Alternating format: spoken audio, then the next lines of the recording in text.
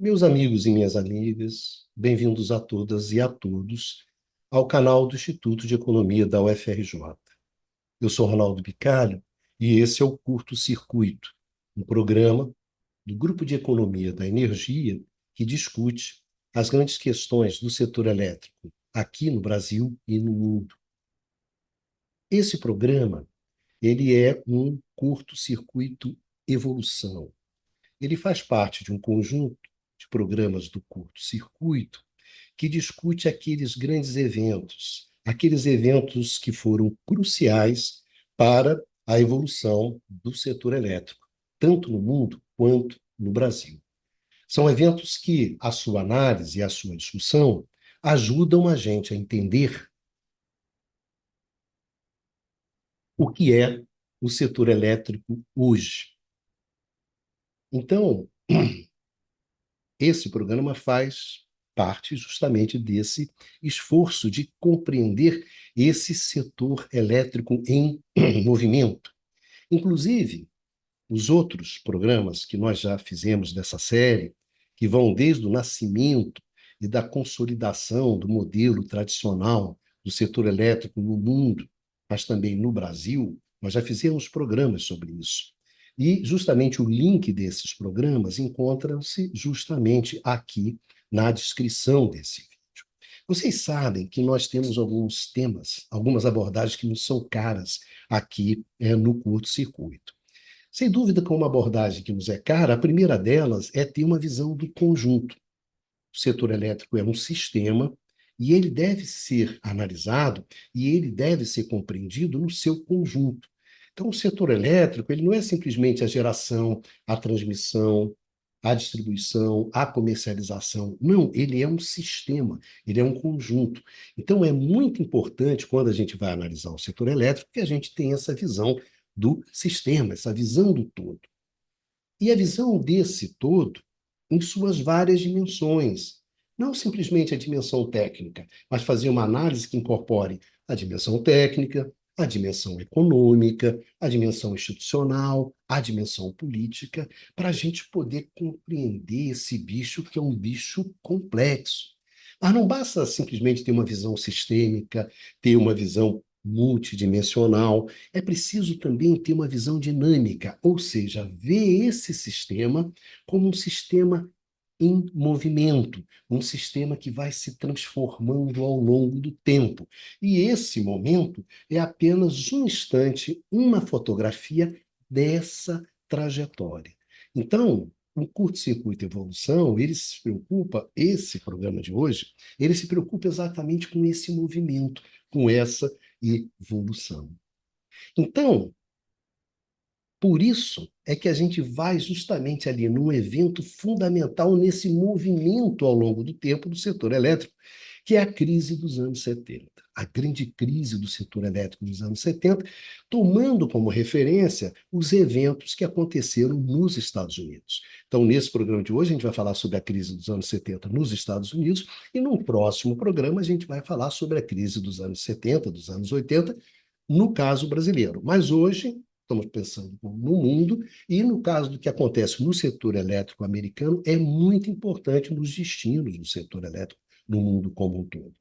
Essa crise dos anos 70, eu acho que para nós hoje, ela tem duas questões que eu acho que são muito importantes. Primeiro, ela é uma crise estrutural.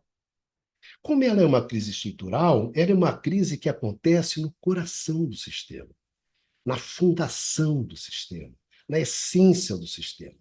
Quando você vai analisar crises que são estruturais, como essa que ocorreu na década de 70, o que que você aprende? Você aprende muito sobre a natureza do sistema. E as pessoas têm uma grande dificuldade de entender a natureza desse sistema elétrico, aquilo que está no coração, aquilo que move esse setor. Então, quando você vai discutir uma crise estrutural como essa, é uma boa oportunidade da gente aprender isso. Então, em primeiro lugar, a grande questão, acho que contribui para a gente na discussão de hoje, é entender e aprofundar mais essa questão da compreensão sobre a essência do setor elétrico. Entender que bicho, como esse bicho é excepcional, particular, manhoso, mas dá para entendê-lo. Se a gente quiser, a gente consegue compreender. A gente não pode se dobrar diante da complexidade. Então, quando se discute crise estrutural, isso é um ponto que é favorável. Outro ponto que a gente vai ver é que tem muitos elementos que estavam presentes nessa crise dos anos 70 e que também vão estar presentes agora. Então, a discussão de hoje, a grande crise do setor elétrico dos anos 70, não é uma discussão histórica, não tem essa ilusão. É uma discussão sobre o que está acontecendo hoje. Ajuda muito a gente entender o que está acontecendo hoje, justamente entendendo de como nós chegamos até aqui, né? O que nós somos não é simplesmente fruto daquilo que está acontecendo hoje, é fruto também de toda a nossa história, né? De tudo aquilo que a gente carrega.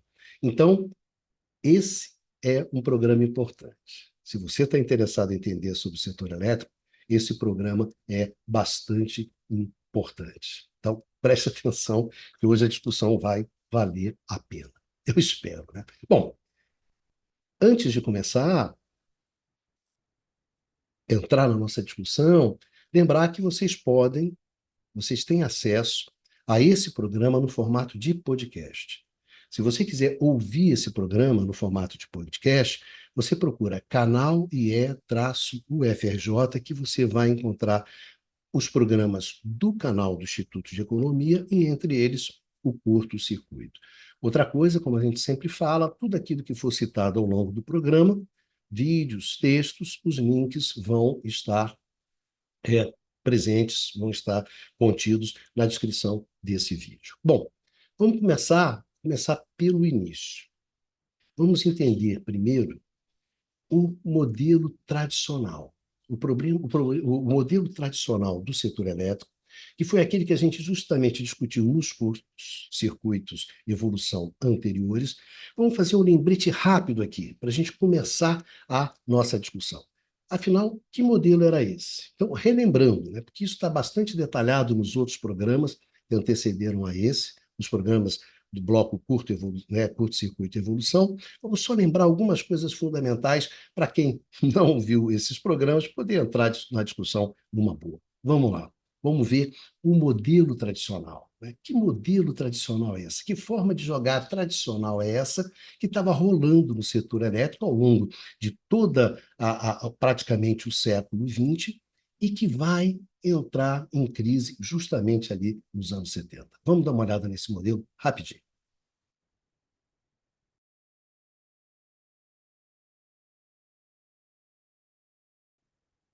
No centro do modelo tradicional do setor elétrico, do modelo tradicional de operar e expandir esse setor, daquele modelo que reúne um conjunto de padrões técnicos, econômicos, organizacionais, regulatórios, políticos, de um modelo que começou a se desenhar ali no final, já no final do século XIX, que se cristaliza ali pelos anos 30, né, do século XX, e se consolida de uma forma avassaladora e poderosa no pós-guerra. Pois bem, no centro desse modelo, você tem a exploração de economias de escala.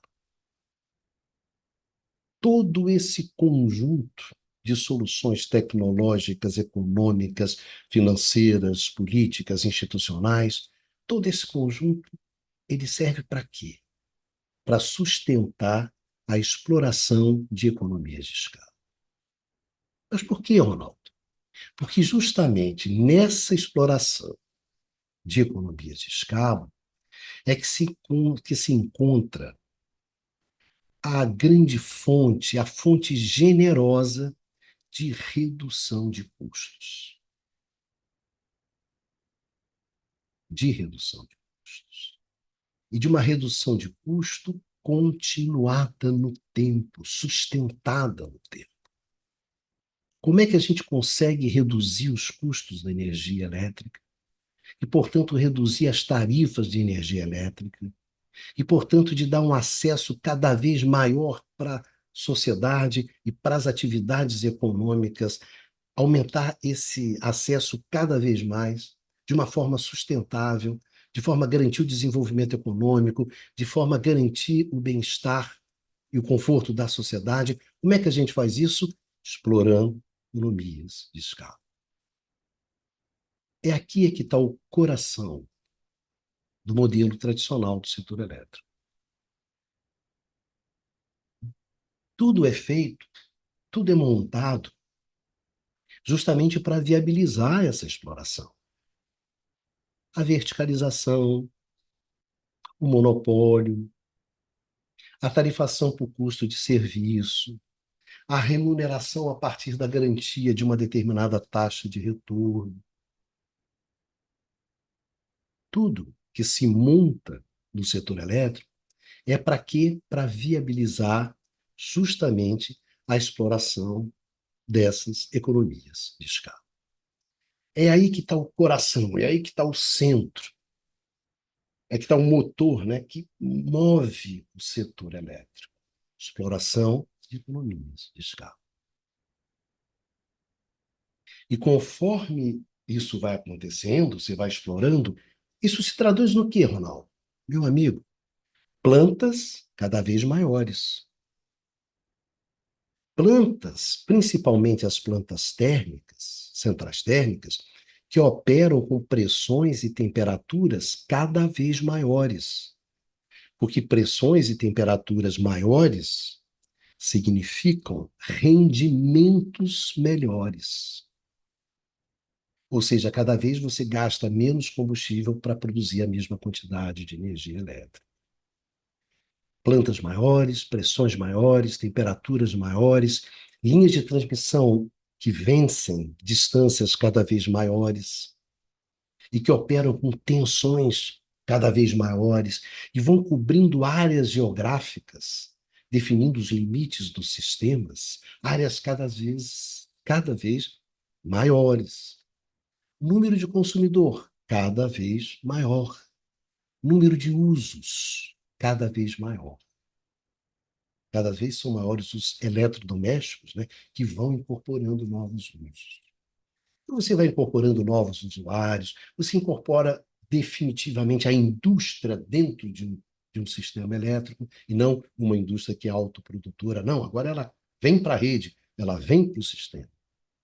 Ou seja, um sistema que se expande, se expande, se expande. Essa é a lógica do modelo tradicional do setor elétrico. A expansão. Porque justamente nessa expansão do sistema,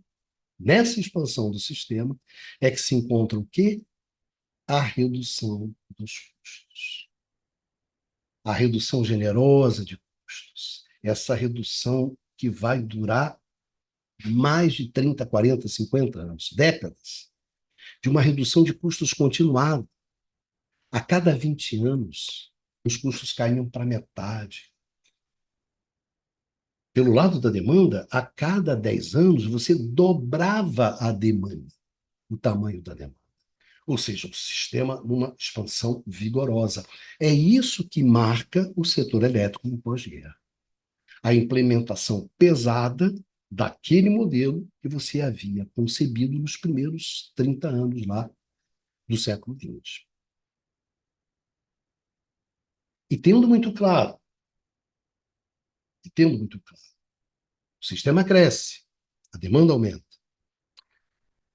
Na medida em que esse sistema vai atendendo, vai crescendo, né, justamente para atender essa demanda crescente, à medida que esse sistema vai crescendo, ele vai se tornando cada vez mais complexo, como nós já discutimos aqui. Então, se por um lado você tem essa expansão generosa, vigorosa, que garante uma redução de custo né, vigorosa, por outro, cara, está aumentando a complexidade. Como é que eu faço?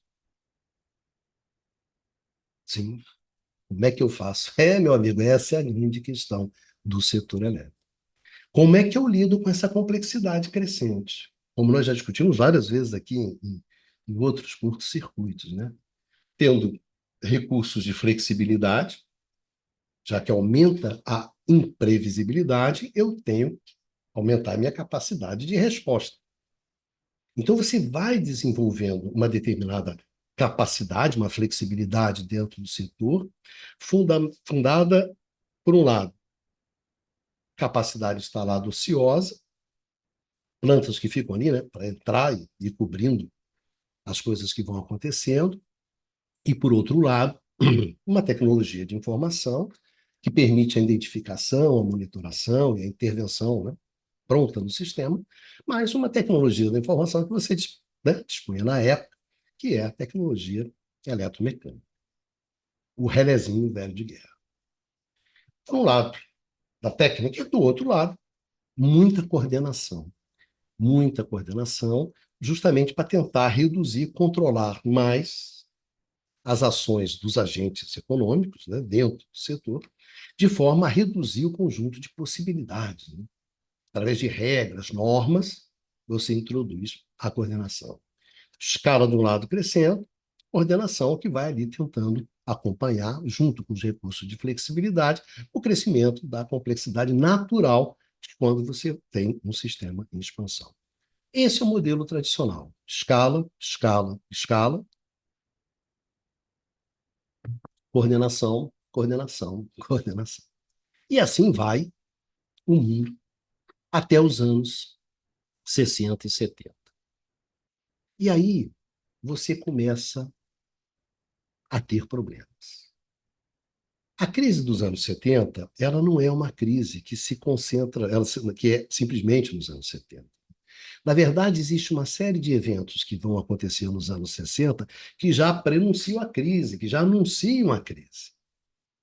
Então, já nos anos 60, você começa a ter problema com essa expansão continuada, com esse crescimento continuado. Esses problemas vão explodir nos anos 70 e ainda vão se desdobrar ao longo dos anos 80. Então, vamos começar agora, justamente ali o que está acontecendo nos anos 60. É importante, né? Dizem que a tragédia, você só entende a tragédia grega. Você está lá assistindo, né? Você só entende a tragédia quando ela acontece. Na medida em que o tempo vai passando, os personagens vão entrando na cena, você ainda não identifica ali qual é a função que aqueles personagens, qual o peso que aqueles personagens vão ter. Apenas quando a tragédia acontece, aí você entende. Ou seja, você não prenuncia, né? Você não anuncia. A tragédia ela não é anunciada. Ela só adquire lógica depois que ela acontece. E aqui não foi diferente, a gente vai ver. Pode ser que, assim como nos anos 60, não se identificou aquela tragédia que iria acontecer com o setor nos anos 70, pode ser que agora a gente também, né, não consiga, nesse exato momento, ou não está conseguindo, também identificar essa tragédia anunciada do nosso setor elétrico brasileiro. E vamos, assim como nos anos 70, só vamos nos dar conta dessa tragédia quando ela acontecer. Mas voltemos aos anos 70, né? E principalmente aos anos 60, né? Os primeiros sinais. Os primeiros sinais de que algo bastante grave e pesado para o setor se aproximava. Vamos lá.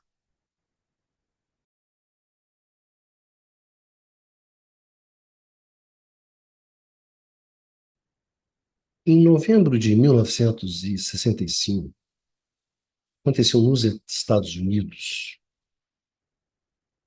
um dos eventos mais emblemáticos da história do setor elétrico. Em 9 de novembro de 1965, houve um grande blackout. Houve uma falha, uma linha de transmissão no Canadá, e essa falha, esse problema, foi se propagando ao longo de toda a costa leste americana.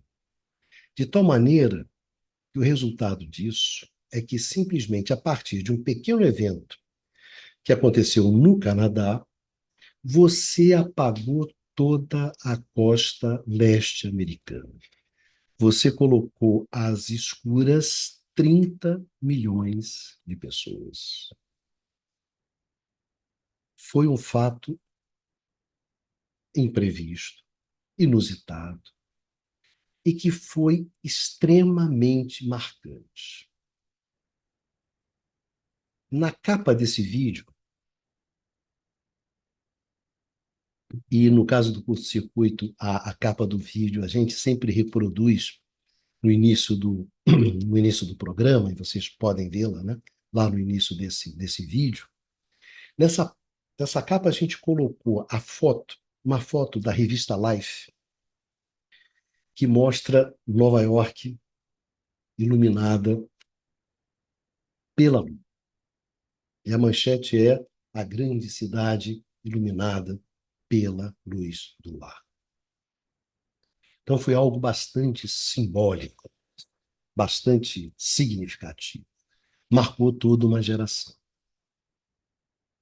Mas o que que significou? O que que significou aquele blackout de 65?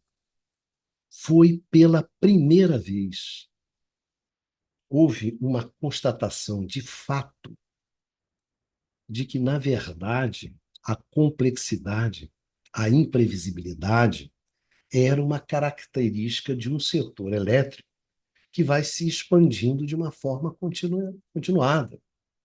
Até 1965, o que o setor elétrico fez foi se expandir, se expandir, se expandir, crescer, crescer, crescer e colher custos cada vez menores. Ninguém pensou que poderia acontecer que esse sistema, na verdade, na medida em que ele ia crescendo, crescendo, crescendo, crescendo e aumentando a imprevisibilidade. Ou seja, ali naquele momento é que você, pela primeira vez, você constata a questão da complexidade do seu sistema. A complexidade bate na sua cara, explode na sua cara, explode na cara do setor. Esse é um sistema complexo. Quando ele cresce, ele vai crescendo, crescendo, chega num determinado momento que você vai se defrontando com fatos que você não previu. Então, a primeira questão fundamental do evento de 1965 é essa constatação. Estamos lidando com um sistema que é complexo. A gente tem que saber lidar com isso. Qual é a resposta? A resposta do setor elétrico naquele momento é a construção de margens de reserva. Então, pela primeira vez na história do setor elétrico, até então, pela primeira vez você discute a confiabilidade do sistema. O termo reliability, né, de confiabilidade, surge justamente ali, em 1965. Esse sistema vai crescendo, crescendo, crescendo, mas pode ser que ele vai se tornando cada vez menos confiável, mais imprevisível. Oh, peraí, o que que a gente vai fazer? Cara, vamos fazer o seguinte, vamos construir margens de reserva. Vamos construir plantas, vamos construir linhas de transmissão, que essas linhas de transmissão elas vão entrar justamente quando cair uma planta, quando cair uma linha de transmissão, então você entra com essas plantas. Então surge o conceito de margens de reserva. São fundamentais para quê? Para garantir a confiabilidade do sistema. E como é que a gente vai empregar essas margens de reserva? Olha, nós vamos construir essas plantas e vamos utilizar essas plantas naquele mesmo conceito que a gente usa. De quê? De escala. De escala. A gente não vai construir uma planta reserva para cada planta que é operacional, né? Tem uma planta operando e tem uma outra na reserva. Não é assim.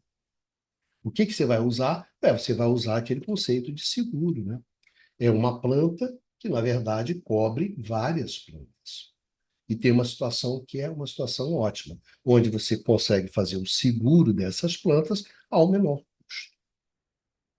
Então, mais uma vez, o que que vai acontecer?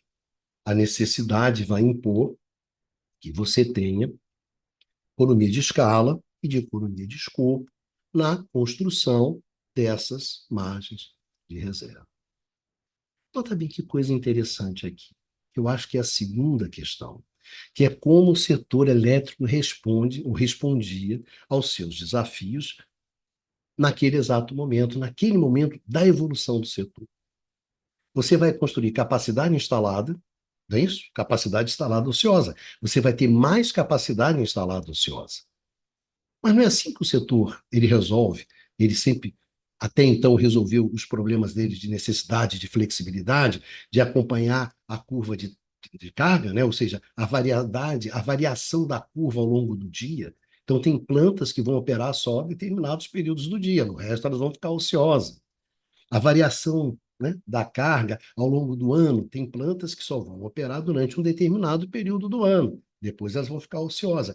E aqui o quê? Tem plantas que só vão operar quando tiver uma falha, quando tiver uma queda de linha. Ou seja, a introdução da flexibilidade via capacidade ociosa, o setor já manejava, ó, vamos por aí.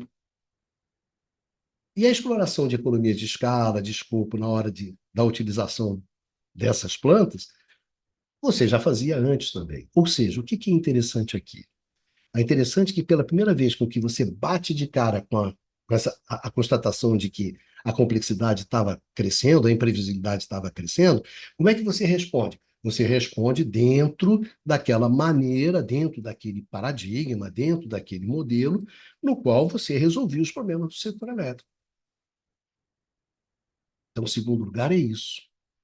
Constata a complexidade, responde dentro de um modelo padrão. E em terceiro, e aqui que vem o ponto fundamental. Pela primeira vez, você tem uma inflexão na curva de custos decrescentes. Por quê? Porque essas plantas que você está colocando agora, a margem de reserva, elas não são plantas que vão gerar durante todo o tempo. Isso não vai aumentar a sua capacidade de produção. Isso vai aumentar a confiabilidade do seu sistema. É uma outra questão, ou seja, você tem um novo custo, um custo que você não tinha antes. Então, em 1965, o grande blackout, ele é exatamente importante por isso, que constata a existência da complexidade, responde da mesma maneira como você vinha respondendo antes, e em terceiro, pela primeira vez, você tem uma inflexão. Os custos não estão só caindo, caindo, caindo, caindo, caindo. Opa, os custos começam a crescer. E por que que eles crescem? Eles crescem justamente para atender uma nova demanda, que não é uma demanda de energia, é uma demanda do sistema, de confiabilidade do sistema. Então, 65 é chave, é fundamental, porque essas três questões elas estão presentes. E olha só como vão ser importantes no desdobramento. Mas não é só isso que aconteceu em 65. Não foi simplesmente o blackout. Né? Estão acontecendo outras questões dentro do setor. Estão acontecendo outras questões dentro do setor. E dizem respeito ao quê? Olha só, tem coisas que são bastante interessantes. Vamos olhar. Então, o que que a gente está constatando? A gente está constatando o que que o blackout falou para a gente. Ó, a complexidade do sistema está aumentando. Mas o que estava acontecendo no âmbito das plantas? Lembra, as plantas são cada vez melhores, são cada vez maiores. O setor ele tinha uma estratégia, que era uma estratégia muito importante, que era a melhoria do rendimento das plantas, que vinha numa melhoria continuada, continuada, ao longo do século XX todo. O que que isso significa, Ronaldo? E por que que isso era importante? É que as suas plantas, elas não só eram maiores, mas eram também plantas mais robustas. Como assim, Ronaldo? Da seguinte maneira. Qual é a jogada aqui? Como é que eu reduzia o custo? Eu reduzia o custo melhorando o rendimento das plantas. Quando você melhora o rendimento das plantas, o que que acontece? Você gasta menos combustível para produzir a mesma quantidade de energia elétrica. Então você reduz o custo de geração. Então você está reduzindo o custo de geração porque você está melhorando o rendimento das plantas. Olha só como é que se dava isso para vocês terem. Bom, Orlando, o que que significa? Olha só. Para você melhorar o rendimento térmico, em 1957, no ano que eu nasci, 57, você para sair de 38% e ir para 39%, ou seja, melhorar 1% no rendimento da planta, de uma planta térmica, você gastava US$ 3 por quilowatt-hora. Se você quisesse ao invés de 38 para 39, bom, e de 39 para 40, aí já custava US$ 5 por quilowatt-hora. Bom, e de 40 para 41, que seria o próximo passo? Bom, cara, aí já custava US$ 12 por quilowatt-hora. Então, sair de 38 para 39 custava US$ 3 por quilowatt-hora. Mas para sair de 40 para 41 era 12, cara, era 4 vezes mais caro. Ou seja, melhorar o rendimento das plantas cada vez era mais caro. Ou seja, se você quiser colocar de outra maneira,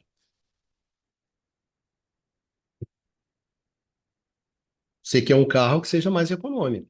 Quero. Quero um carro que seja mais eficiente. Só que esse seu carro mais econômico é mais caro. Qual é a conta que você faz? A conta que você faz, ela é bastante simples, né? O que eu vou ganhar economizando na gasolina compensa o que eu vou ter que pagar mais caro pelo carro? Quando você está numa trajetória né, de inovação, de melhoria de eficiência legal, forte, vigorosa, isso acontece. O carro fica mais caro. Esse carro mais eficiente, ele é mais caro. Mas, no entanto, o que você ganha economizando o combustível no seu carro compensa. O que estava acontecendo naquele exato momento? Não era isso. O que você estava ganhando em termos de rendimento não compensava. Por quê? Porque a planta ficava mais cara. Ou seja, a planta mais eficiente, ela era muito mais cara. Então, ela não compensava. Ou seja, aquela trajetória de redução do rendimento, de melhoria do rendimento, né? Operando com pressões e temperaturas cada vez maiores, esse negócio aí começou a dar problema. Está ficando muito caro. Interessante, né? Por que está ficando muito caro, cara? Que também é uma coisa que tem a ver hoje. Por que está ficando muito caro? Porque uma planta, para aguentar pressão e temperatura mais alta, ela tem que ser mais robusta, ela tem que ser mais resistente. Então, o material tem que ser mais resistente, o material tem que ser mais robusto. Pois bem, esse material era mais caro. E aí não compensava. E a tecnologia dos novos materiais que você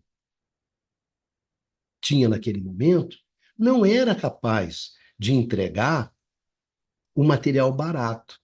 Era um material, na verdade, caro. E não era só mais caro, que aqui a gente entra numa outra questão que é complicada. Olha só, de 1955 até 1961, a disponibilidade dos equipamentos que funcionavam com uma temperatura entre 560 e 570 graus, tá bom? Botar ali, que operavam com 560 graus Celsius, a disponibilidade era de 88%. O que eu estou dizendo para você é o seguinte: essa planta que opera com uma temperatura de 570 graus Celsius, de 570 graus Celsius, essa planta ela fica disponível 88% do tempo. Tá? Ela fica disponível 88% do tempo. Agora, quando, ao invés de 570, eu olhava para uma planta que operava com 480 graus, portanto, uma temperatura muito mais baixa, quase 100 graus mais baixo, eu olhava que essa planta ela ficava disponível 91% do tempo. Ou seja, ela ficava muito mais tempo. Ela ficava disponível muito mais tempo. O que significa isso, não? Cara, se a sua planta ela fica disponível menos tempo, significa que ela gera menos. Que ela gera menos. Ela fica mais tempo parada. Ela opera com uma temperatura mais alta, mas, infelizmente, opera com rendimento mais alto, mas só que ela fica mais tempo parada. E aí você começou a constatar uma questão que era o seguinte: essas plantas operavam com que estavam entrando com pressão mais elevada, temperatura mais elevada, rendimento melhor, elas começaram a apresentar uma série de defeitos, uma série de problemas. Ou seja, elas reduziam a sua disponibilidade, ficavam mais tempo parada.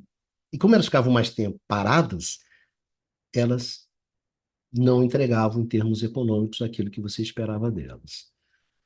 E isso foi grave, Ronaldo? Foi, cara. Para você ter uma ideia, em função das dificuldades encontradas, né, no desenvolvimento das centrais, que a gente chama de supercríticas, porque operavam, né, com essas pressões elevadíssimas e temperaturas elevadas, a temperatura e a pressão de operação dessas centrais, olha só, entre 1962 e 1970, a temperatura caiu.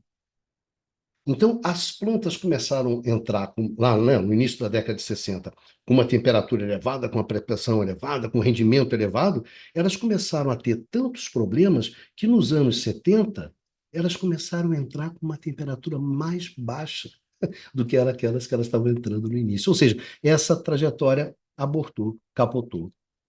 Essa fonte de redução, né, dos custos, via redução do gasto de combustível, via melhora do rendimento, através de centrais que operavam com temperaturas de pressão mais elevadas, capotou. Então, face a essas dificuldades, essas unidades supercríticas, que representavam 30% das novas instalações, no final dos anos 60, no final dos anos 60, essas plantas supercríticas, elas representavam 30%. No meio dos anos 70, elas representavam apenas 10% das plantas novas. Caíram de 30% para 10%. Ou seja, no início dos anos, né, no final dos anos 60, olha, a moda são as plantas supercríticas. 30% das plantas que estão entrando são supercríticas. Meio dos anos 70. Não está mais na moda, não.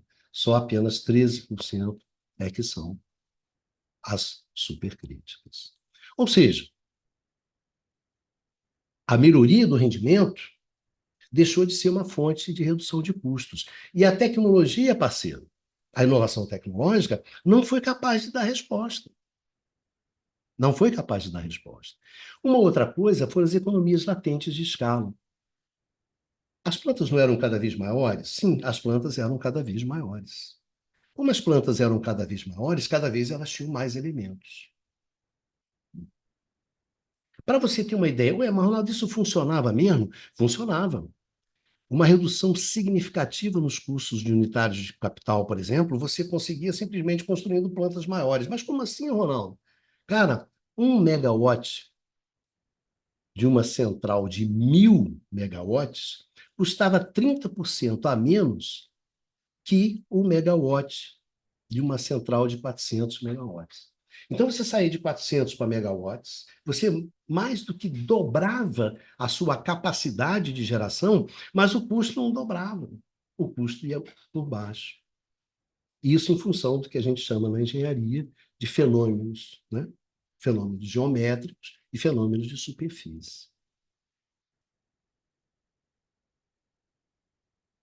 Para vocês terem uma ideia, um aumento de 500 megawatts para 900 megawatts numa planta melhorava o rendimento da planta em quase 1%. São fenômenos da engenharia. É o que está por trás das economias de escala. Justamente essa melhora. Só que essas plantas, cada vez maiores, e era essa a trajetória mesmo, em 1948, 70% das novas unidades de turbina a vapor que entravam em operação nos Estados Unidos tinha uma capacidade, nota bem, menor do que 50 megawatts.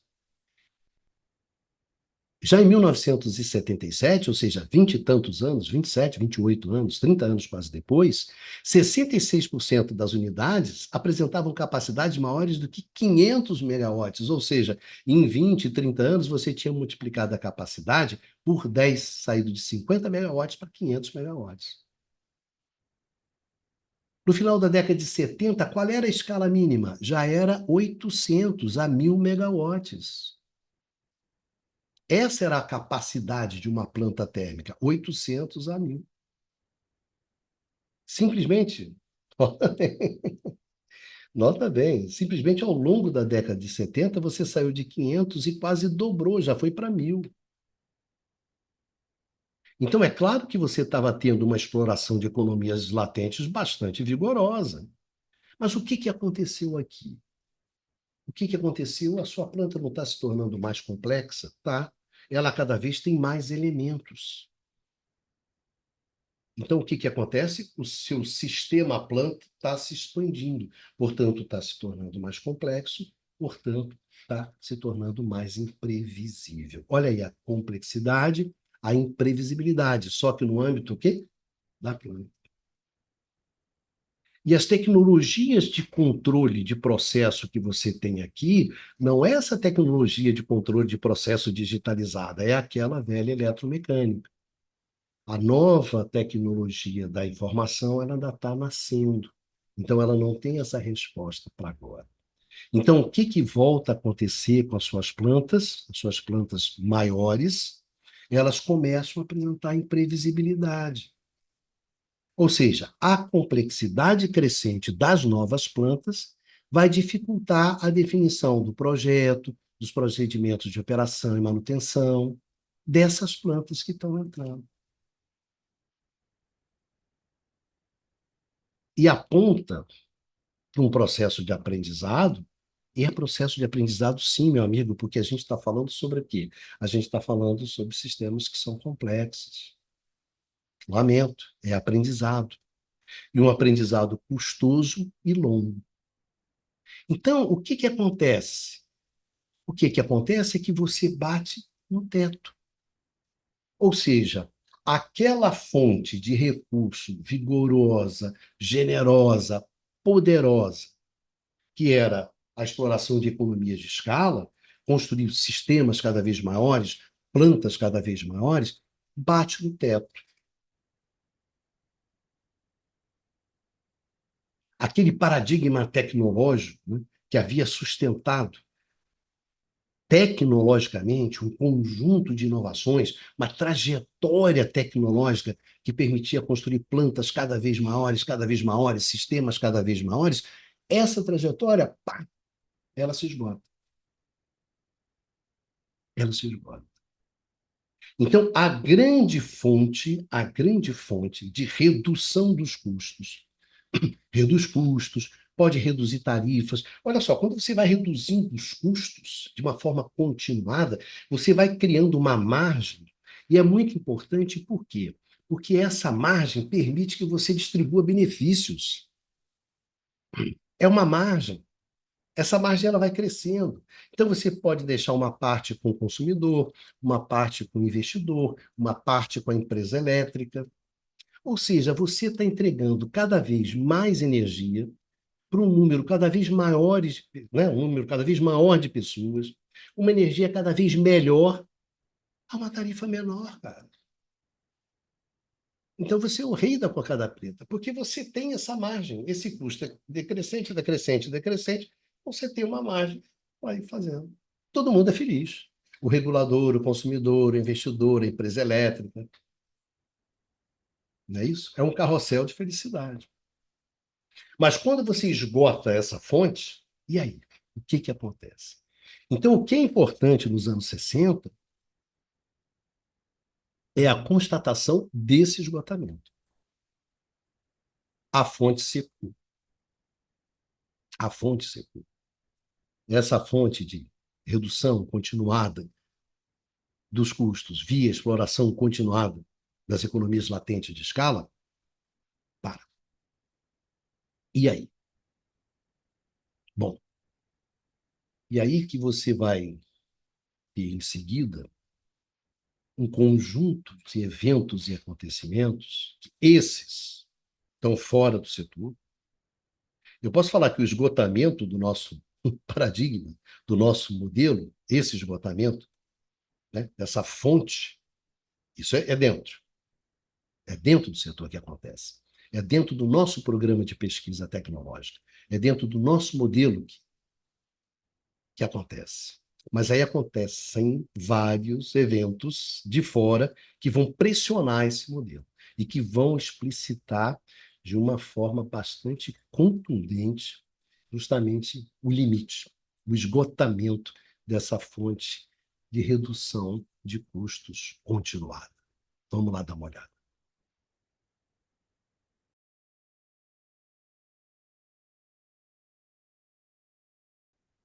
A década de 70 do século passado, ela é uma década quente, né? Acontece uma série de eventos decisivos ao longo dessa década. A década ela começa com o choque do petróleo. O primeiro choque do petróleo em 1973. Um choque que coloca em xeque toda a segurança energética, a segurança de abastecimento dos países do Ocidente. Como é que é a política energética desses países? Essa política ela vai se desenhar e essa política energética de priorizar a autossuficiência, de priorizar a segurança energética interna, a utilização de recursos internos, né, do próprio país e não depender do petróleo importado, dos árabes, etc., etc. Como é que isso vai se traduzir no setor elétrico? No setor elétrico, isso vai se traduzir na opção de geração pelo carvão, pela energia hidráulica e pela energia nuclear. Essas três opções vão ser utilizadas para enfrentar o choque do petróleo. Traduzem a política energética daquele momento que procurava justamente reduzir a dependência, a dependência energética. O que você tem de comum a essas três opções? Carvão, energia hidráulica e nuclear. Escala. Elas representam, em termos das centrais térmicas convencionais a óleo combustível, a derivados de petróleo, elas representam um salto significativo na escala. Ou seja, mais uma vez estamos falando em escalas maiores, em plantas maiores. Para vocês terem uma ideia, a escala mínima nos anos 70, por unidade de geração térmica convencional, ela atingia, ali nos anos 70, 500 megawatts. Essa era a capacidade. A escala que você operava era 500 megawatts. Quando você introduz a geração nuclear, a escala, no caso americano, vai para 1.000 megawatts. Ou seja, você dobra a escala. Então, a resposta do setor elétrico ao choque do petróleo é dobrar a escala. Então, é um salto na escala, portanto, um salto na complexidade, um salto na demanda de coordenação. Ou seja, o setor, ele respondeu como ele sempre respondeu. Ou seja, se eu quero reduzir custo, vou aumentar a escala. Se eu aumento a escala, vai aumentar a complexidade. Se vai aumentar a complexidade, eu vou precisar mais de coordenação. Então, eu vou arrochar em termos de escala e arrochar em termos de coordenação. Vai ser esse o tipo de jogo que eu vou fazer. Então, a resposta ao choque do petróleo, no início da década de 70, no limite foi mais do mesmo. Foi mais do mesmo. E aí o que acontece? Você, ao longo dos anos 70, da década de 70, você vai começando a ter o quê? Uma forte recessão econômica. Uma forte recessão econômica. Estou falando dos Estados Unidos. A gente está usando como modelo, né, dessa nossa discussão hoje os Estados Unidos. Você tem recessão econômica. O que acontece com a recessão econômica? Com a recessão econômica, o que acontece com o crescimento do consumo de energia elétrica? Cai, cai. Então, aquela demanda que crescia, que dobrava a cada 10 anos, ela simplesmente desaparece. Então, quando aquelas grandes plantas que você vinha ali projetando e construindo ao longo dos anos 60 e no início dos anos 70, lembra, sua solução sempre foi construir plantas maiores. O que acontece? Essas grandes plantas, quando elas chegam no mercado, quando elas começam a operar, cadê o mercado? Não tem mercado. Não tem mercado para elas. Então, elas começam a operar com um grau de ociosidade muito maior do que aquele que foi previsto. E ela começa a operar com esse grau de ociosidade maior porque simplesmente não tem mercado. E não tem mercado em função do quê? Da recessão econômica. Então, se você não tem mercado, você vai ter as suas plantas grandes operando com escalas o quê? Com escalas menores, operando em escalas menores, em escalas que não são ótimas. Meu amigo, se ela está operando fora da escala dela, isso significa que o custo dela vai ser o quê? Maior.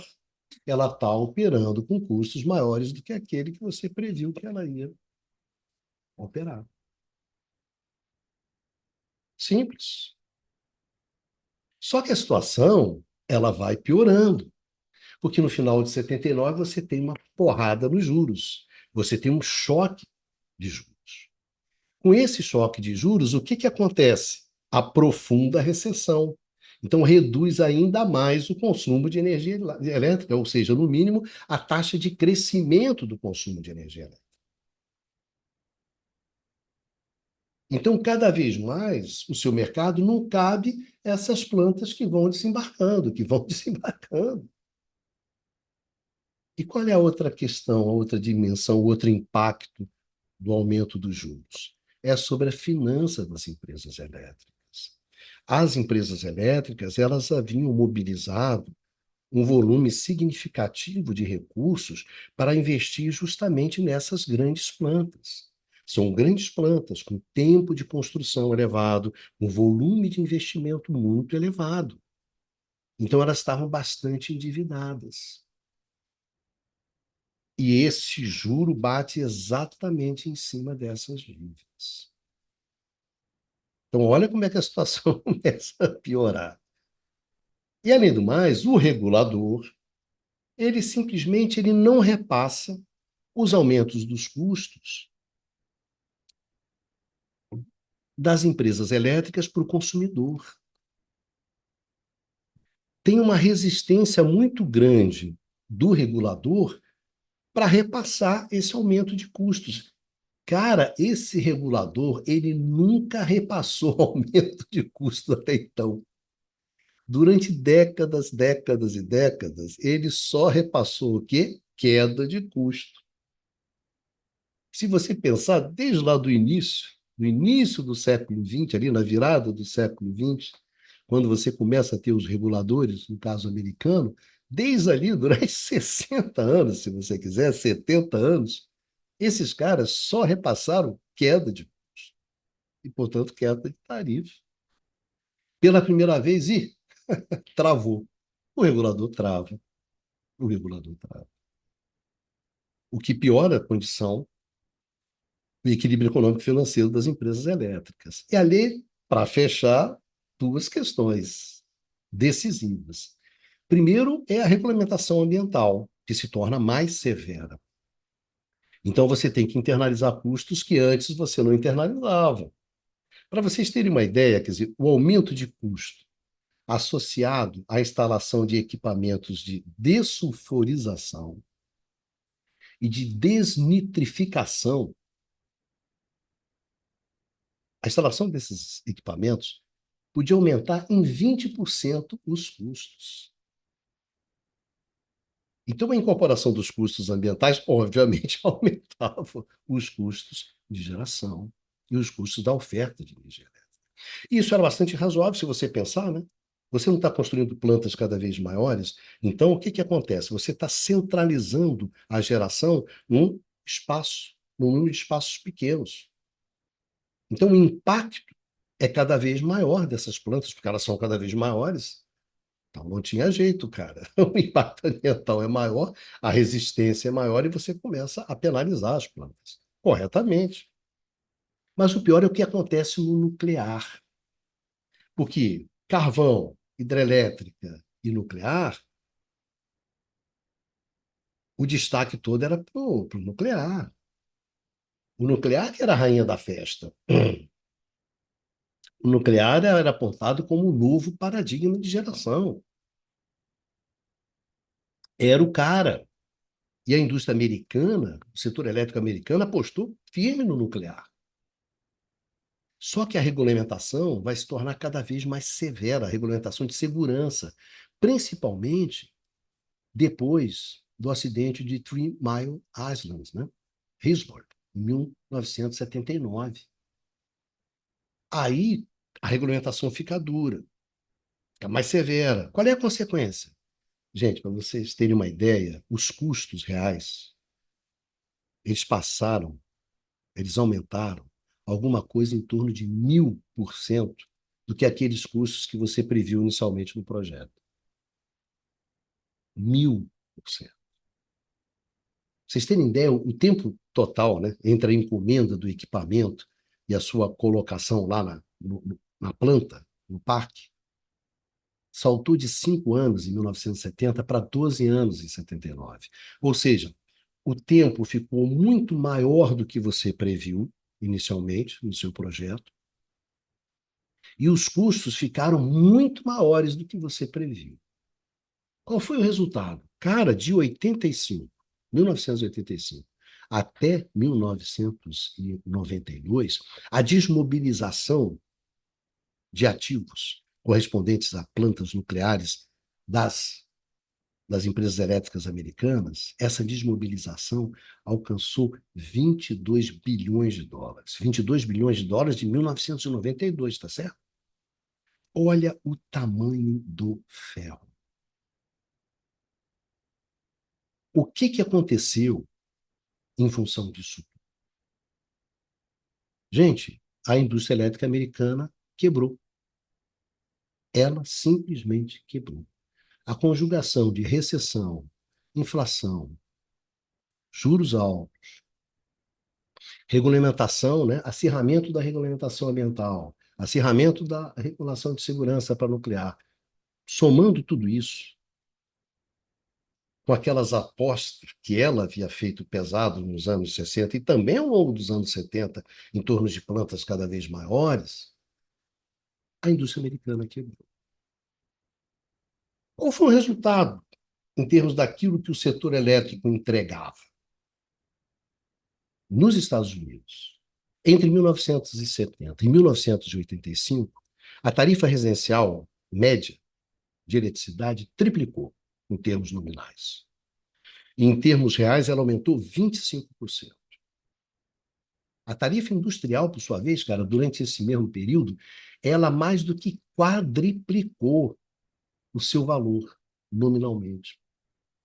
Em termos reais, alcançou um aumento de 86%. Olha só.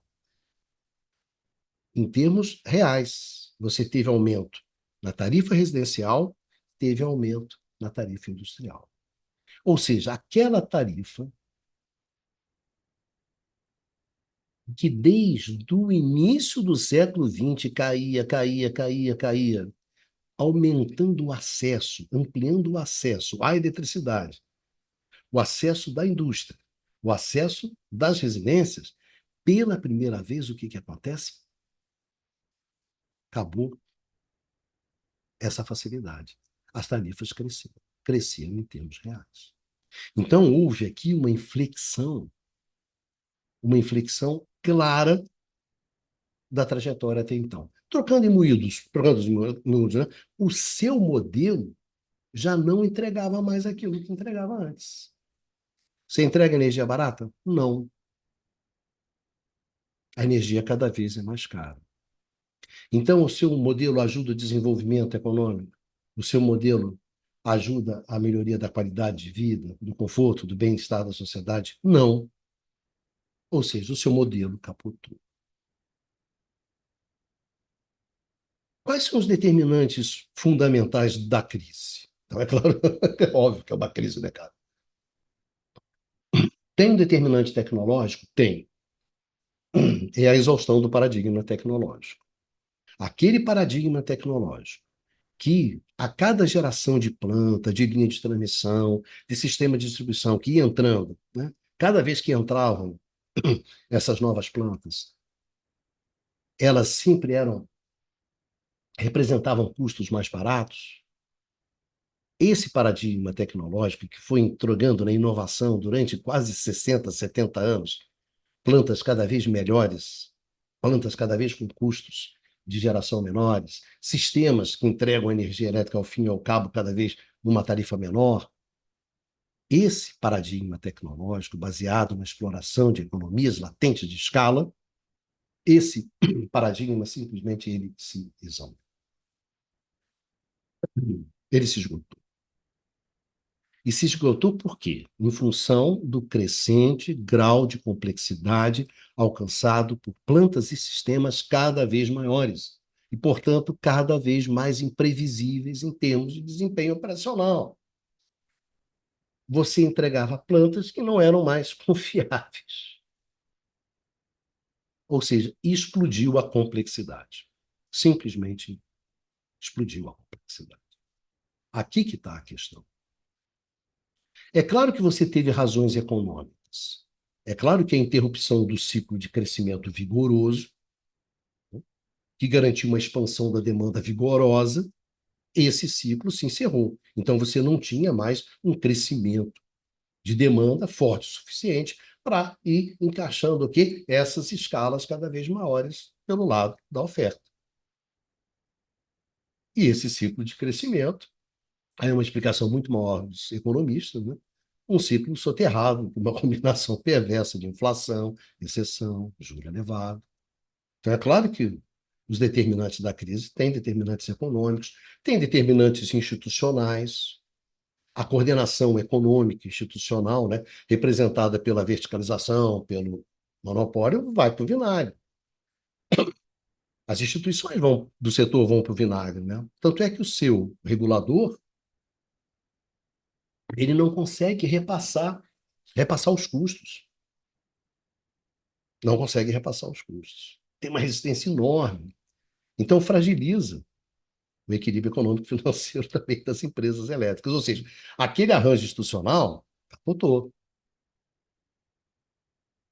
E tem também um determinante político fundamental, né, cara? Que é o fim da hegemonia de uma visão política que aceitava, que bancava a intervenção do Estado. Essa intervenção do Estado, cada vez mais em xeque, a partir da hegemonia, né, do neoliberalismo, é claro que é um determinante importante da crise. Ou seja, a sua capacidade de coordenação se reduz bastante. Então, por um lado, você tem uma explosão da complexidade.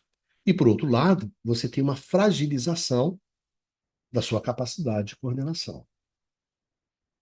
Então, claro que isso se combina de uma forma muito perversa, gerando uma crise profunda. Então, na verdade, o que que aconteceu? Você tinha um time que durante décadas e décadas era um bom time, que vencia os campeonatos de uma forma muito forte, muito incisiva. O que aconteceu, digamos assim, é que o seu time envelheceu. Então, o seu time já não entregava aquele futebol que entregava antes. E o que aconteceu é que o campeonato se tornou duríssimo.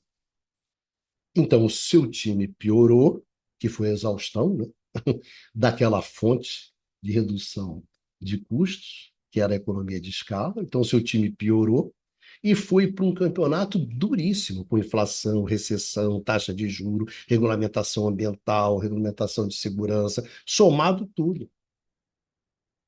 7-1. A década de 70 é o 7-1 do setor elétrico americano. Tomou de 7. Tomou de 7. Agora, o velho Mário Henrique Simons dizia que a inflação ela aleija, mas que o desequilíbrio na balança de pagamentos simplesmente mata. Se eu fosse parafrasear o velho Simons, eu diria que, olha, inflação, recessão, taxa de juro elevada, tudo isso machuca muito o setor. Mas a explosão de complexidade, cara, mata. O que mata o setor elétrico é quando você explode a complexidade. E o que acontece nos anos 70, nitidamente, é uma explosão de complexidade. Complexidade técnica, complexidade econômica, complexidade institucional, complexidade política. E a capacidade que você tinha de coordenação técnica, econômica, institucional, política, simplesmente se esfarelou. seu time piorou e o jogo se tornou mais duro. Essa combinação implode o setor elétrico e principalmente o setor elétrico americano ali nos anos 70, se desdobrando inclusive ao longo dos anos 80. Então essa foi a grande crise do setor elétrico no mundo e principalmente do setor elétrico americano, porque essa crise ela foi muito emblemática, ela foi muito marcante. Daquele setor, meu amigo, me desculpe, mas quem inventa o setor elétrico, quem inventa o modelo tradicional do setor elétrico, o modelo baseado na exploração de economias latentes de escala, baseado na verticalização, no monopólio, no custo de serviço, é a indústria americana, são os americanos. O setor elétrico, como a gente conhece, é uma invenção americana. Portanto, a crise que eles têm nos anos 70, sim, é muito significativa dos rumos que o setor elétrico percorreu ao longo do século XX. Então, estudar a crise também é, sem dúvida, estudar a crise americana. Ela é muito emblemática, muito significativa. Quando a gente olha essa experiência toda, e para fechar aqui, o que a gente pode fazer hoje, o que a gente pode aprender em relação à nossa crise, gente, duas lições bastante simples. Explosão de complexidade, crescimento de complexidade é algo muito grave dentro de um setor elétrico. E é evidente que o momento que a gente atravessa no setor elétrico brasileiro é um momento de crescimento forte da complexidade. E nós já discutimos aqui várias vezes nesse programa. Várias vezes nesse programa a gente conversou sobre isso. Existe claramente um crescimento continuado da complexidade e, portanto, da imprevisibilidade dentro do setor elétrico brasileiro. Ponto um. Ponto dois. A nossa capacidade de coordenação cada vez é menor. Então, nós temos uma combinação, que é aquela combinação lá dos anos 70. Um crescimento da complexidade e uma redução da capacidade de coordenação. Há nitidamente um desequilíbrio. É justamente as crises nascem desse desequilíbrio. Desse desequilíbrio. Então, o que a década de 70 nos ensina, eu acho que acima de tudo, é toma cuidado quando você tem uma situação de forte crescimento de complexidade e de forte redução de capacidade de coordenação. Desequilíbrios como esse geram crises profundas, crises dramáticas. Tá bom? Era exatamente sobre isso que eu queria conversar com vocês hoje. Espero que essa discussão ela tenha sido útil para vocês, que a gente pode, que vocês possam ter aprendido um pouquinho mais sobre o setor elétrico e entender como é desafiante esse setor. Esse setor é um setor extremamente desafiante. Não é fácil. Agora, meu amigo, presta atenção no que está acontecendo. Essa combinação, explosão de complexidade e fragilização das instituições da capacidade de coordenação do setor, isso não acaba bem. Nunca acabou bem. E aqui não vai ser diferente.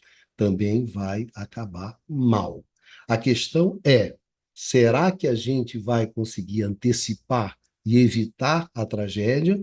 Ou a gente vai ter que enfrentar uma situação no qual só depois que a tragédia acontecer, bom, aí a gente vai juntar os caquinhos, aí a gente vai juntar os pedaços e tentar reconstruir um novo setor elétrico. Presta atenção, a situação está muito difícil e preocupante. Bom, um beijo enorme em todos vocês, em todos e todas. Eu agradeço assim um montão para aqueles que, né, acompanharam essa discussão até aqui e a gente se encontra aqui no canal do Instituto de Economia da UFRJ num próximo curto circuito. Se cuidem e vida que segue.